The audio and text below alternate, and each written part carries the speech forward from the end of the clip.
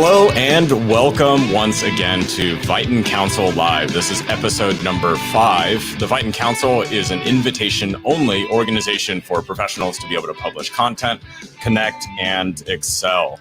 We help our members grow and launch their careers in business and marketing, and we're here at 12 p.m. Central Time every single week on LinkedIn Live. Here's what's happening in business this week that you need to know about. Yesterday, President Biden and Vice President Harris were inaugurated. Their Twitter handles also changed slightly before noon on Wednesday. President Biden became POTUS on Twitter, and the followers for the Twitter account were reset. Previous followers of the POTUS account will get a notification with the option to be able to follow Biden's POTUS account if they wish. Biden's digital director, though, called Twitter's transition plan, quote, profoundly insufficient in a tweet last week. He said, quote, they're bending themselves over backwards to break with the 2017 protocol that set on the transfer of accounts and also breaking with every other social platform and providing the new administration with a follower base. Twitter, though, declined to comment beyond its blog about the decision to not automatically move the followers. Biden's first tweet as POTUS was sent from the account at about 12:36. There was no time to waste when it comes to tackling the crises that we face, the tweet reads, and that's why today I'm heading over to the Oval Office to get right to work delivering bold and immediate relief for American families. As President Biden heads to the Oval Office, there's several brands that are endorsing one or more of President Biden's first executive orders. Airbnb celebrated the reversal of the travel ban, saying that we, quote, celebrate today's reversal of the 2017 United States travel ban that prevented citizens from certain countries seeking entry to the United States. Now, previously, that travel ban impacted 13 Muslim majority countries from obtaining any kind of visas, which largely prevented them from being able to enter the U.S. or settle in the U.S. permanently. They weren't alone, though, because United Airlines also tweeted that they applauded President Biden's decision to re-enter the Paris Climate Agreement. The company said that they're committed to the climate crisis with direct investments in technology that will actually decarbonize aviation in their 100% green commitment. There was a photo of Bernie Sanders that went viral during the inauguration, and it showed the senator sitting alone, cross-legged and dressed for the cold weather. Soon after, though, memes started spreading over the internet, and Burton actually posted this steal the look tweet showing Bernie Sanders wearing its $132 Edgecombe jacket. Adweek also announced yesterday that Vyten Mehra is leaving Walgreens Boot Alliance. It's as its chief marketing officer and chief customer officer. The parent company of Walgreens had previously completed a global agency review, and now the marketing executive is leaving, quote, to take on a new opportunity as the chief growth officer at a startup in Silicon Valley. And that begins that. TikTok also rolled out a new feature this week. Text-to-speech has been a feature that automatically converts text to a voiceover as users watch videos that have the feature enabled. This new option is an accessibility feature for those with an impaired vision. When a user types text into a video as normal, an option will appear to be able to tap on it to enable the text-to-speech option. The default AI voice will then read it out loud to anybody watching the video. Each week, we're going to invite recruiters and business leaders onto this show to be able to share their career strategies, mindsets, and tips. Here to be able to join us today is Gloria Chu, a former U.S. diplomat turned public relations expert. Her clients have been featured in places like the New York Times, Fast Company, and Wall Street Journal. Gloria, welcome to the show. You made a very large career transition into the world of marketing and public relations without having specific experience before that change. How did you navigate that change? I always say, Mike, life is so not linear, right? It's like I'm building a bus that I'm riding on. And so if anyone is thinking of changing or trying something different, this episode is for you. I will say that I always love to see people win.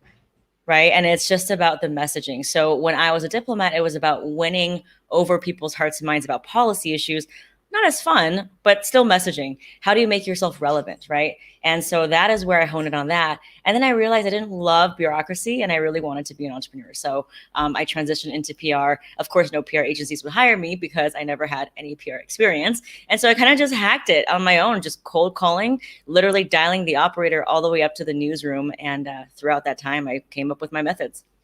I went through a similar experience. I had applied to be an intern at the Orange County Register, which is a local paper in Southern California. And I remember the internship application actually said you need to submit 10 written published samples. And I was like, oh my gosh, how do you apply for this internship if you don't have any experience? You talk about hacking your way into PR. Like, how do you go about creating your own marketing or PR experience? So when I talk about PR, I'm not talking about any kind of the marketing paid stuff. So this is purely earned. So I'm not talking about paying an influencer. It's just how can you convince a journalist, a credible, legitimate journalist that you cannot pay to write about you? And it's really about positioning yourself as the industry authority. And I think there's so many limiting beliefs we have around how we have to have a fancy website and we have to have fancy VC money and be ready to be quoted. And I've made it my entire career to work with founders who are super early stage, some without even a website, to smash this limiting belief.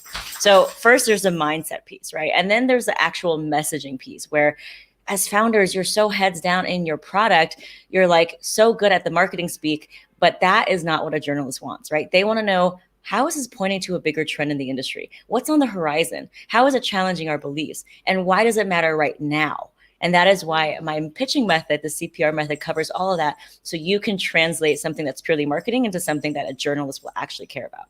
That's a great point. Let's talk a little bit about that. Many companies and marketers, will put out press releases or they'll make announcements for their company, and the media sometimes will just ignore those. What are the big mistakes that you see marketers and PR folks making? I think that if you have a lot of money and a lot of runway, like go ahead, just do all those press releases as an SEO tool. It will help. But unless you really learn how you are relevant and what is the message that's going to put you at the front where you can be invited to speak at a summit, where you can be invited into those rooms, you're just going to be like spending that money, right? And so what I help founders do is really master that art of transformation of why they are relevant and credible and not just like using all this money for press releases. One thing about press releases, I see a lot of founders just issuing press releases, but they don't have a strategy around it. Now, I always say, do not send a press release unless you can couple 2 or 3 announcements into one. So instead of just saying, oh, we've launched, we're here, it's like we've launched, we're here, and we're the first to partner with this person, or we are having a charitable initiative, or we have this board member who's going to give us tons of credibility. That is how I write my press releases. So if you're strapped for cash, make sure you have a strategy and not just like do a press release, because that is also your number one chance to get an exclusive from a top tier journalist.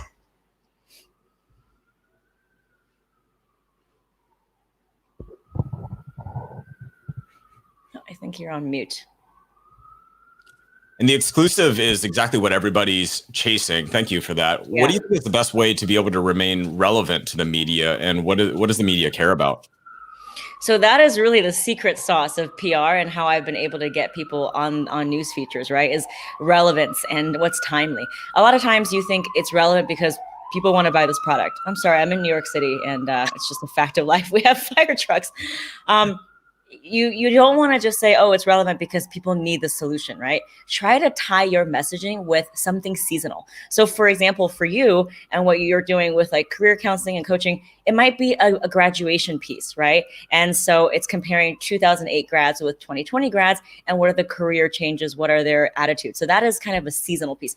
If you're in retail and e-commerce, it could be about holiday shopping and what are the trends happening now with COVID and the economic recession. So always try to tie it to something seasonal, relevant. If you are in finance, it could be something with financial legislation.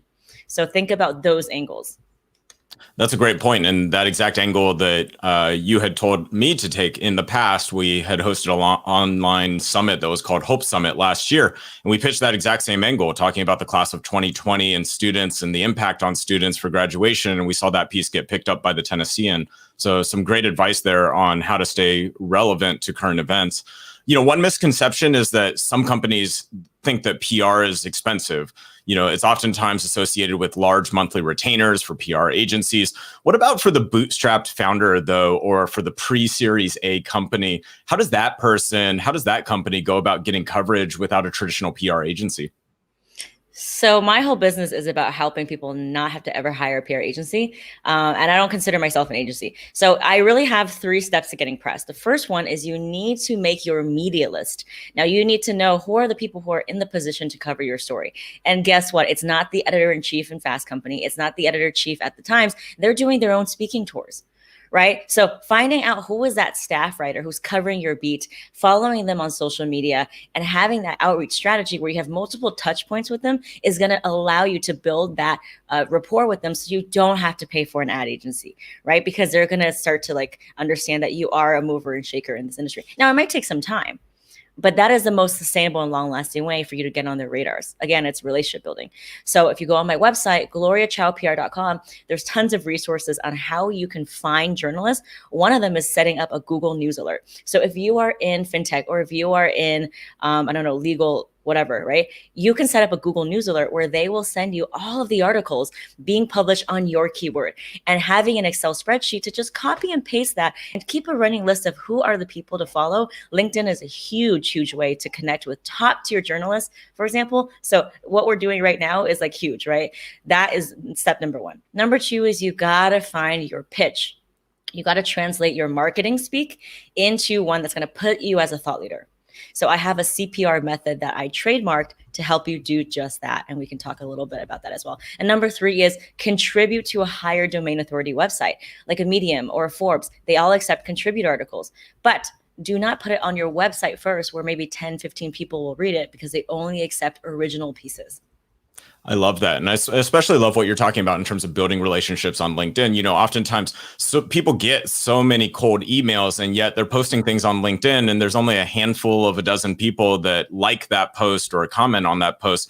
And it's a great way to be able to stand out. And, who doesn't like getting an additional like or comment on their post? Sometimes, though, the most effective messages are actually cold emails that are coming directly from founders. What's the best way to be able to cold email somebody and actually get them to respond? So I've only cold emailed people because I studied politics. So I never had any relationships with journalists or PR agencies. I was never invited to a single networking event. So my whole business is about cold calling. And I came up with my CPR method. C stands for credibility, P stands for point of view, and R stands for relevance. And if your pitch has all 3 things, it's usually 90% of the way there. A lot of people make the mistake on putting too much in the credibility piece. It's very simple, 1 sentence. I am a founder of this company. Boom, right? That's your credibility piece. Point of view stands for 3 things or 3 ways where the industry is headed. Right. So, for example, I just wrote a pitch for someone who is in the fitness industry. It could be about how COVID has transformed fitness and 3 ways they have to adapt to stay alive. Right. So that's your point of view. Relevance is the most difficult one, because that is what's going to get the editor to be like, why do I need to interview them now and not 3 years from now? So that is what I mean by tying it to something seasonal, to something relevant. Right? If you make a direct to consumer product, it could be like a gift guide for the holidays, like Valentine's Day is coming up. That could be one. That's really, really great advice there. To be able to learn more about the CPR method, we're going to put some resources here up on the screen. Thanks so much, Gloria, for joining us on this episode of Vyten Counsel Live. We'll bring you back on here for a quick chat in later on in this episode. We're going to be talking about Clubhouse a little bit, but I'm already looking forward to having you back on the show. To be able to learn more about Gloria's work, you can check out www.getfeatured.com, where you can catch a replay of her PR masterclass. You can dig into the CPR method, as well as join her 5-day PR challenge to be able to learn about how to write your newsworthy pitch. Thanks again, Gloria. All right, moving right along here, we're going to be able to bring on sisters Nina and Jessica Gutierrez to the show. They are cause-based marketing consultants, helping companies build trust with their consumers. Jessica, a vice president at Feel Good Profits, says that cause-based marketing is the solution for getting organic leads in a world where ad spend and cost per leads are rising. Nina is also a former chief marketing officer at Pocket Feed. Combined, they bring the experience of managing over 1 million social media followers. To start things off, Nina and Jessica, what exactly is cause-based marketing, and why should marketers pay attention to this? So cause-based marketing is aligning yourself with something that's much bigger than yourself. I think that's kind of the best way to explain it. And it's whether you're deciding to choose a charity, or you're deciding, through givebacks, or you have decided that you're going to do one specific piece. But cause-based marketing is all about, I think, standing up for something greater than you. And Nina and I work together because it's something that we're both very passionate about putting your money behind something that does something more, because there's so much competition in the industry, and the industry is just so saturated at this point that how do you get your products to stand out from the competition? That's a great point. And Nina, I saw that this strategy really grew through companies that you've been involved with and clients as well. How have you seen this come to life in projects that you've worked with? We've worked with companies who've had in incorporating a cause into a seasonal challenge or seasonal sale, see their biggest numbers by incorporating that engagement strategy with their consumer that involves a cause. So it's something that we really believe allows a company to scale with trust and build that organic reach around something that they're passionate about and that really draws engagement to them and their brand in a really meaningful way that encourages that continuous interaction and the long-term engagement, which is what you're really searching for, is, people who are aligned with your brand long-term and not just for, those short-term spans. Yeah, long-term thinking really seems to be important. I mean, one that stands out for me is REI being closed on Black Friday. You would think as a retailer that would be a really poor decision to be closed on Black Friday, and yet they get so much press and so much word of mouth of people talking about it. In fact, we're here live streaming talking about how REI is closed on Black Friday. And, they encourage consumers to be able to get outdoors. What are other examples of brands that I may have heard of and examples of cause-based marketing campaigns really in the works? Well, I think everybody naturally, when they think of cause-based marketing, they automatically go to Tom's. That was kind of the forefront. And I remember being distinctly seeing the Tom's marketing, going into Macy's to buy shoes and seeing the TV, and they were playing a video of them doing a shoe drop. Now they've changed a lot over the course of the years. They're no longer strictly a one-for-one model. They raise money through different initiatives so that they can give back on a much greater scale. But I think it does, Tom's really, they came out from the beginning and effectively had their messaging very clear that they were about creating that impact. And then since then, I think there's so many companies that tie it into the fabric of who they are. There's two different ways to approach it. So you can either be from inception, we're about giving back, or this is something we're pivoting towards. We're doing a one-off charity bracelet or charity piece where a percentage of proceeds from this specific item go back to what they're doing. So there's brands like Pura Vida. ASICS works with a give back box, so they don't specifically do anything on their own, but they've worked with other companies doing give back initiatives. So it really depends on where your company is. But my favorite thing to do is look at companies that I'm already using and then say, how are they giving back? Are they giving back? Because there's so many top brands. If you go into Target, Honest Company, Newman's, there's that you may associate them right off the bat as a company that gives back, but the more you research, there's other brands that are actually doing really cool things. Harry's does cool things. And I think to that point, a lot of people think of large established brands and associate cause-based marketing with, CSR and corporate social responsibility, and companies like Coca-Cola and Pepsi who've been around for ever, and have those initiatives built into the fabric of what they do. But what's something that we're really passionate about is making that accessible to companies at that early stage, that there's always a way to give back, whether that's your time, your money, your energy. And it's something that you can do at any stage of your business or brand, because for many of the people we work with, that first conversation is usually about something that they're thinking about in terms of legacy, and something that they would like to do, like once their business is established, once they have the runway or the bandwidth to incorporate that into what they do. But we're really passionate about broaching, the topic of cause-based marketing, and saying that at any point in your business, even if you have the time to volunteer, that's something that you can incorporate into your social channels and disseminate to your audience, so that you can scale with trust at any point of your business. Yeah, that's a really good point, that, you don't necessarily have to have a one-for-one give like what has been popularized with cause-based marketing, that it could be, the donation of the team's time dedicated to a specific effort. I absolutely love that. Jessica, one question that I have for you is, how has consumer buying decisions changed over the past few years on how people choose where to spend their money? I think we don't even have to go the past few years. We can look at 2020, and when Black Lives Matter became even more of like a top, everybody was focusing on that.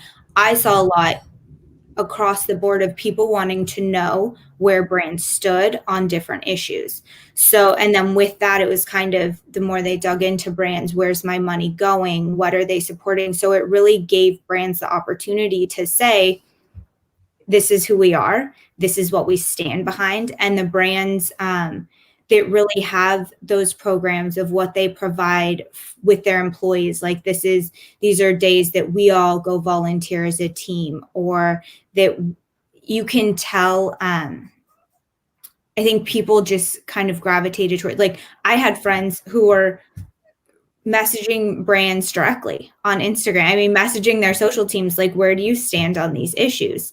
Do you guys give back? Do you do this? Where do you, what does your employment hires look like? So I think people are at the point where they really want to know. And it goes back to, there's so much competition in the market that you really do have the ability to buy a similar product from multiple brands. So at the end of the day, you get to choose who's going to get my dollars, who am I going to put those behind, and being able to say, I want to support this company because this is what they believe in and this is what I believe in, and we really align. That your money is going to something greater. So buying habits, I do feel that people are taking it upon themselves to become much more informed. They realize that they have purchase power, and that they have that ability to say that, no, my sale is not going to go to you, and this is why. And then having those conversations with their friends, that's also where you really start, long term, like, hey, did you know that this brand gives back in this way? Fenty Beauty, Rihanna had started her own nonprofit, and some companies decide to do that. They partner with a nonprofit that already exists, or they create their own. Ben & Jerry's is very big on giving back. So it's kind of, if I'm staring at ice cream, I'm like, well, that Ben & Jerry's, like, that your money is going to something else. We're not telling you to not buy the ice cream, but you're just more informed when you're making those purchasing decisions. Yeah, you're right. Standing in the grocery store, I feel like it's overwhelming looking at the number of ice cream options, Yeah. a shortage of ice cream options in the market. And, it used to be in the past that companies could just stay silent on these issues. But I feel like with Black Lives Matters, not making a statement is almost making a statement in and of itself. Yeah. There was a lot of attention to that too when companies didn't make a statement. And I know in brands that we work with, it's like, you're making a statement either way. So you're either going to come out and say, we support this, or your silence does make its own statement. So you really do have to have your own conviction as a brand to say, okay, this is what we believe in, and we're going all the way with that. And the more that you start to learn about brands, when you are in a situation where there's so many brands to choose from, you're like, oh no, I do want to go with this one. I do. It kind of helps make that decision a little bit easier because certain brands tend to fall off. And I love brands leaning into how they give back. Sometimes it's like you start researching a brand, you're like, oh, they're doing all these cool initiatives. Like Nike actually has a lot of initiatives that they're involved in, but it's not something that if you went to their social media profiles that you'd see right off the bat. So I would like to see brands leaning into it more because so many of them do have them built in for whatever reasons, like whether it's because of CSR or whatever reasons they developed that initially. But I think it really does. It speaks to the consumer in a different way and allows them to want to choose your brand ultimately. And it definitely is the area that things are heading in, with company leadership teams becoming slowly more diverse, not yet quite there yet, not anywhere near where we need to be. But, things like Tim Cook being the first openly gay CEO is an example of, in the past, CEOs would take a stance on that as individuals and human beings, but we're definitely starting to see brands and the companies actually making statements, whether that's around the social causes that they support or, social justice. Nina, how does cause-based marketing help companies actually build trust, though?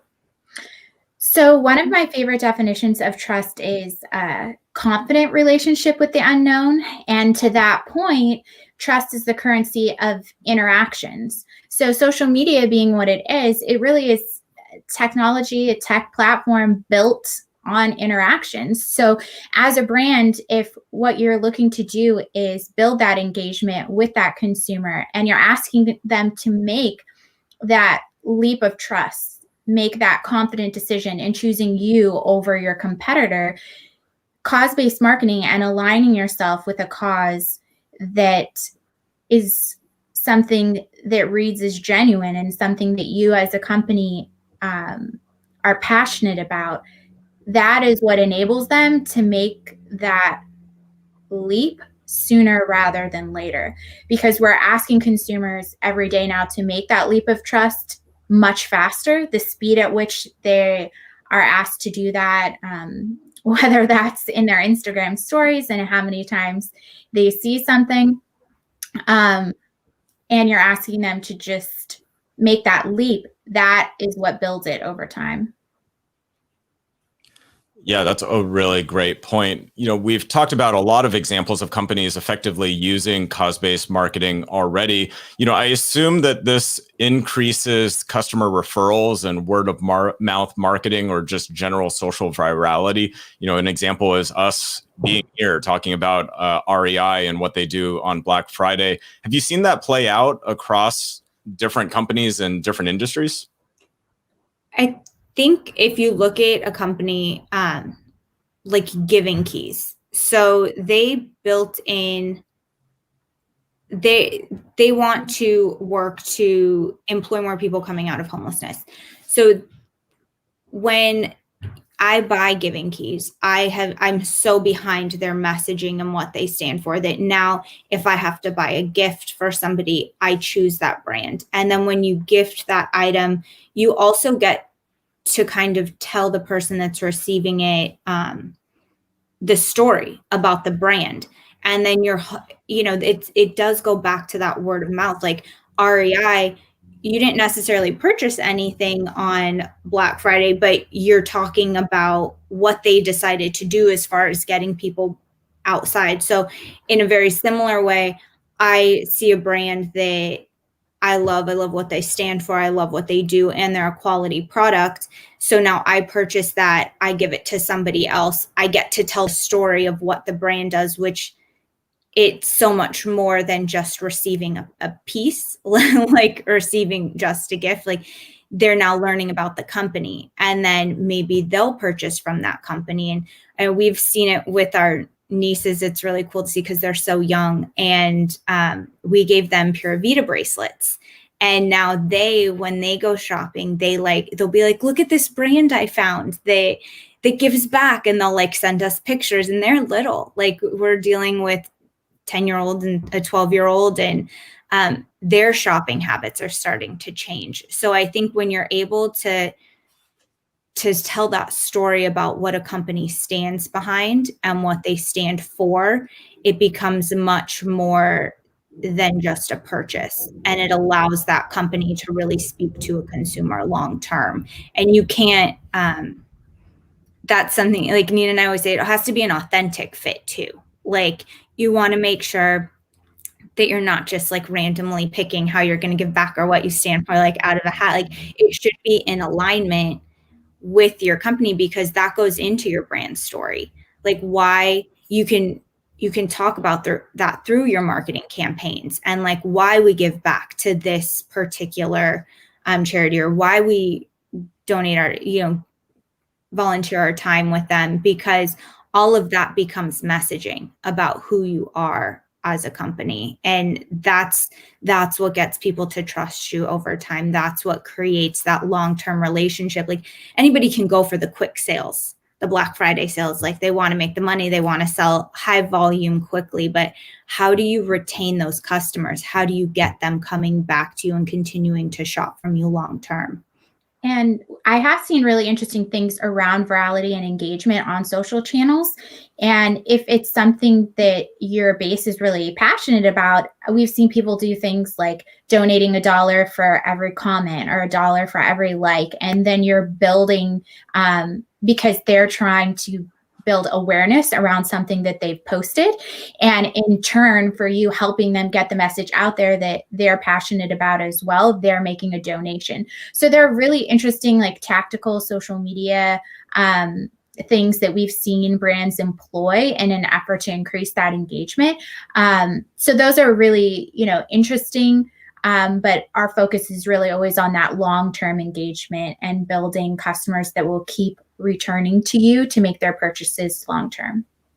That's a really interesting point about the virality. It almost brings me back, or reminded me, that the Ice Bucket Challenge was fundamentally about raising awareness for ALS. Mm-hmm. Nina, what about the B Corp or the B Corporation that I see now? You see these sometimes on the websites of companies like Patagonia, Allbirds, Etsy, Ben & Jerry's that Jessica mentioned earlier, Lisa Sleep, Warby Parker. From what I understand, it's a private certification for social and environmental performance. Is this something the company should be looking at?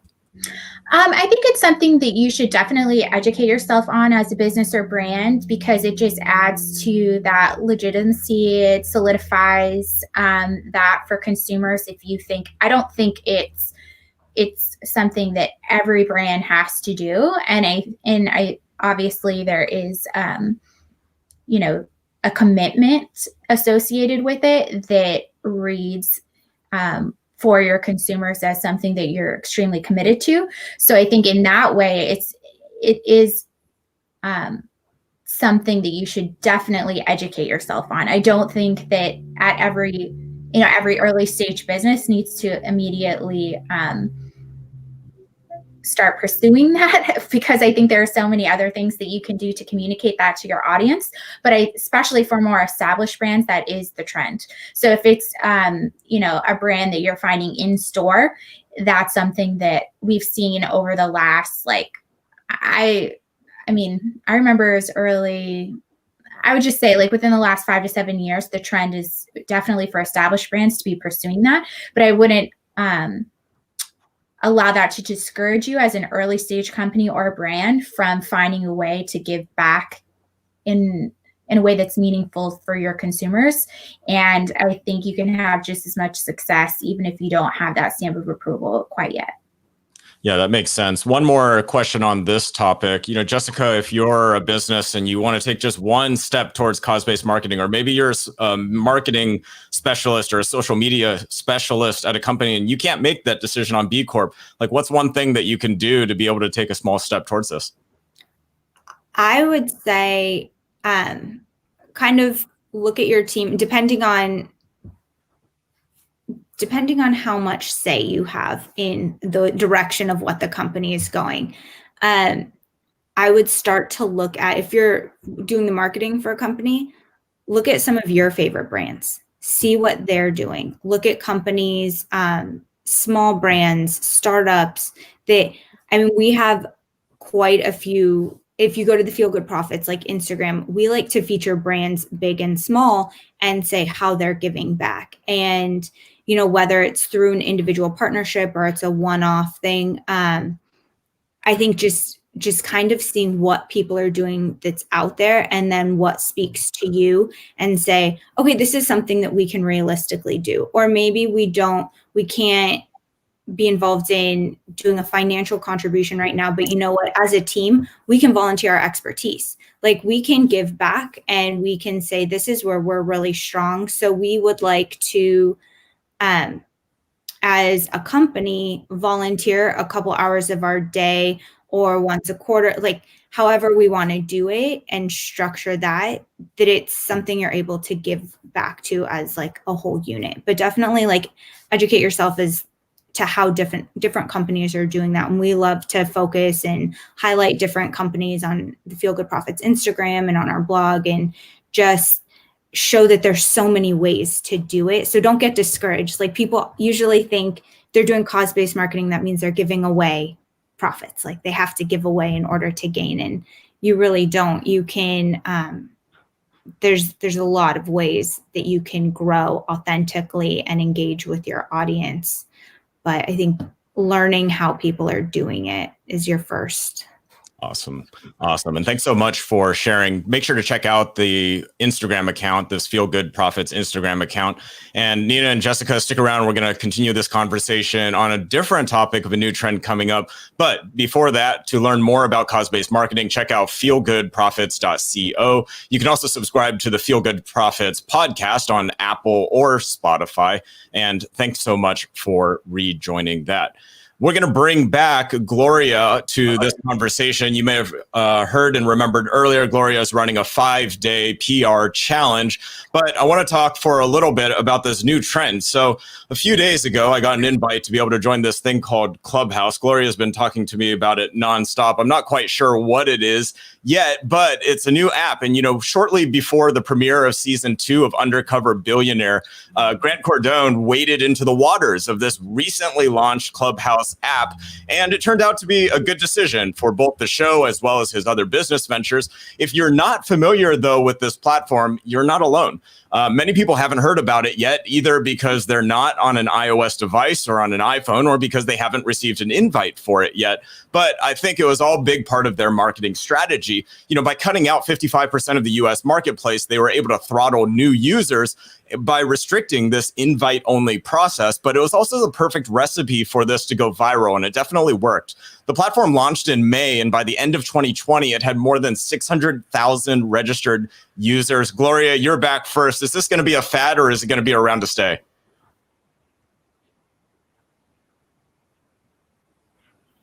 All right, we're going to work on Gloria's audio, bringing her back in a second. Jessica, what do you think? I love it. I'm not sure once it's completely open and accessible, how the platform itself is going to change. So I think that'll be really interesting to see how different users use it. I guess that would be like, are they just kind of dipping in to hear different conversations? Like, if you're involved in marketing, or to me, it's interesting to drop in and listen to the thought leaders and kind of hear what they have to say. And it's almost like you're sitting at a table with them and just get to hear them chatting amongst themselves. But I'm not sure, once it's completely available to everyone, how they're going, like how it's going to change the landscape of the app itself. Yeah, that's a good point. So for anybody who hasn't received an invite yet, you join this Clubhouse app, and there's concepts of speakers and followers, and you can follow other people. And the speakers can create rooms. They're audio only rooms. You don't have to be camera ready. You don't have to have the pressure of looking your best, having a clean room, like things like Instagram stories. And then once you join these rooms, you're almost like a fly on the wall where you can hear others speak in the room. Gloria, I know that you've been hosting many rooms yourself. Personally, I still think this is flavor of the week speak, but I think you think differently, right? When I first had it, I was like, oh, there's no way I'm joining this. And so I just kind of was a fly on the wall listening. And then I finally got the courage to raise my hand and actually be, put on stage. And I was able to speak directly with a lot of the entrepreneurs I follow. And then I got the courage to connect with them offline. And now we're hosting our own room. So it is such a powerful funnel for you to not only learn from people, but generate leads. And also the people in the rooms who are listening on the same topic, like that is a gold mine right there, because those are people who have expressed interest in that topic, whatever it might be. So I definitely think for anyone who thinks it's just another TikTok or whatever, to please give it a try and raise your hand and just start from there. You will quickly become addicted, I think. Yeah, I definitely think it's another TikTok right now, but what do I know? Like all good things in marketing, the early days are when you get the virality. I remember back in the day, 2012, you could have a Facebook group, post a message in a Facebook group and literally reach hundreds of thousands of people. And that's kind of the environment that we're seeing right now on Clubhouse. Nina, what are your favorite rooms to be able to follow, and how are you using the app? I've been following, for the moment, things that have to do with my industry specifically. So social media and marketing, anything in the digital space. But it is really interesting because we have seen some of these speakers live at conferences in the past. So getting a slightly different version of them, a much more relaxed, like you said, it's just audio. It feels like you're a fly on the wall listening to their conversation. And I will say, having seen some of them live, you're getting a lot more information in these Clubhouse rooms than you typically get from them on stage in a more produced fashion. So I'm really loving it. And I think finding the courage to raise your hand, like Gloria said, is definitely something that I'm looking to do in the future, because I do see that as a way to really, at this stage, build a following and establish yourself within the app, so that hopefully it is more of a long-term connection, that it's not just something that's going to go away. And I think now's the time to really jump in if you're thinking that it's definitely going to hang around, which I do think it is. And I think it's being impacted greatly by the lack of conferences. So I think there are so many people jumping in because you don't have the opportunity to see these people in person right now, and to do that sort of networking on a face-to-face level. Yeah, I like two things that you said there. The number one, it's not heavily produced. Consumers today are looking for authenticity. They want to know who are these actual people behind these brands. They don't want to see the corporate doublespeak or, the things that you would traditionally read when a script is written. I think the second thing is, as on the content producer side, it's gold being able to produce this much content without putting in the heavy amount of work that goes into editing a YouTube video, or the heavy amount of work that goes into looking for podcast guests and then editing that podcast episode afterwards. All right, quick rapid fire. 12 months from today, are you still going to be using Clubhouse? Jessica, you're up first. Yes or no? Yes, I think I will. I mean, hopefully I'll be hosting rooms like Gloria said. I'll get to that point of getting there, but I think I'll always listen in. Interesting to see whether the accessibility changes. If those thought leaders end up staying on the platform, that'll probably change how much I use the app. I think I already know the answer, but Gloria, 12 months from today, are you still going to be a daily active user of Clubhouse? I think so. I'm going to be sleep deprived. I mean, there are people who are on Clubhouse and they keep it on all night. Yeah. It's crazy. I'm hosting 2 rooms today, actually. One about how to build publicity for your business for free at 8, and then another one on how to build your brand authentically. So catch me on there. Awesome. And Nina, 12 months from now, are you still going to be on Clubhouse? Oh, yes, absolutely. I think even if it's just from an educational perspective, I think it's something to definitely jump into, especially if you have a particular niche that you really lean into, just to see what the thought leaders in your space are talking about. And as for myself, I don't know yet, but I do know that I have 5 invites. And so if you have an iPhone or an iOS device and you would like one of these 5 invites, shoot me a message, leave a comment on here, send me a text message, and you can have one of my 5 invites. Jessica, Gloria, Nina, thank you so much for joining us on this episode of Vyten Council Live. And thank you, everybody, for joining us in the audience. Starting this week, we're going to be moving to Thursday. And we're going to be live here every Thursday at noon Central Time. For a full schedule of our Vyten events, you can check out vyten.com/calendar for more information about joining the Vyten Council. You can also head over to our website, vyten.com. And let us know what you thought about today's episode in the comments down below, who you would like to see appear as a guest on future episodes. You can text me directly on the number at the screen. It's 615-667-8433, 615-667-8433. That goes straight to my cell phone. If you want one of my 5 invites to Clubhouse, let me know after you add yourself to my phone's contacts. Take care, and we'll see you all next time.